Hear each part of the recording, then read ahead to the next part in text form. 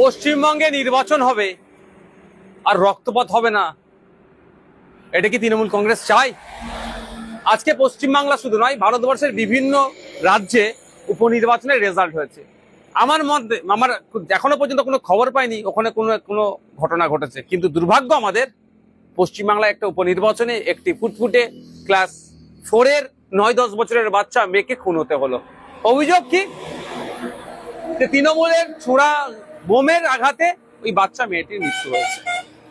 হ্যাঁ, আমি আবারও বলছি, পশ্চিমবঙ্গে নির্বাচন হবে আর পিছড়েভাগের মুসলমান খুন হবে না, পশ্চিমবঙ্গের নির্বাচন তো অসম্পূর্ণ থাকবে। মুসলমানদের শিক্ষাতে ক্রমশ পিছিয়ে রাখার কারণ এটাই তো, মারামারি করবে, হানাহানি করবে, মরবে, মারবে, জেল খাটবে, ধ্বংস হবে। এই জন্যই মুসলমানকে রেখেছে, ভোটার হিসাবেই রেখেছে, মারামারি করার জন্য লাঠিয়াল হিসাবে বানিয়ে রেখেছে, মানুষদেরকে করার চেষ্টা করছেন।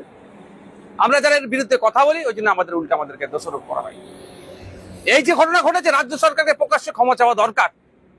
সাথে সাথে ওই যারা দুষ্কৃতী সমাজ বিরোধীদের দাপাদাপি যারা চলছে তাদেরকে ঘাড় ধরে জেলের মধ্যে রাখা দরকার।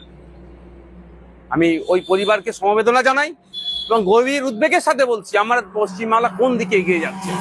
সামান্য একটা উপনির্বাচন, এখানেও যদি খুন হতে হয়, এখানেও যদি হিংসা হয়, তাহলে 2026-এর নির্বাচন কিভাবে হবে? ইলেকশন কমিশন অফ ইন্ডিয়া কি করছে? সম্পূর্ণরূপে পশ্চিমবাংলায় শান্তিপূর্ণ নির্বাচন করতে ব্যর্থ হয়েছে। আমি আশা করবো এর থেকে শিক্ষা নিয়ে আগামী দিনে 2026 নির্বাচন আসছে, শান্তিপূর্ণভাবে নির্বাচন করবে।